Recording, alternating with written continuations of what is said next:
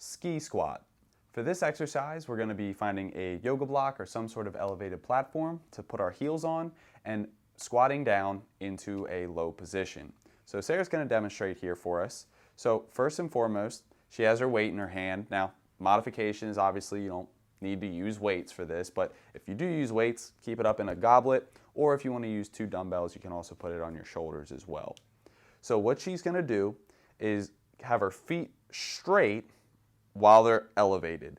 What this elevation is going to do is help with immobility or not being able to squat the whole way down with our feet straight. Once our heels are elevated, we should be able to squat with our feet straight a little bit easier. So Sarah's going to demonstrate this for us.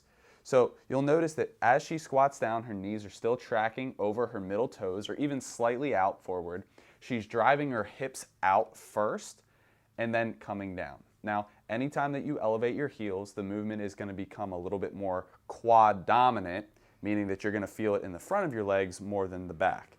But if I come over here while she's squatting down, you'll notice that her back stays nice and engaged and tight, her core is tight, and she has this nice line going straight down her back.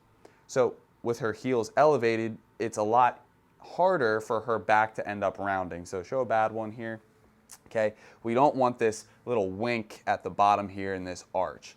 Okay, yep, we want this nice and flat the whole way. So if you don't quite have the mobility yet in your heels, or well, in your feet, you can slightly go out, and she's actually going to step over here on this corner, okay, with her feet angled outwards. The key with this is as long as your knees are tracking over your middle toes or a little bit wider, you're good. As soon as those knees start coming in, you want to go a little bit wider with your feet and maybe go a little bit farther out.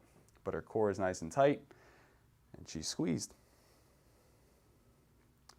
For more tips, check out the written description.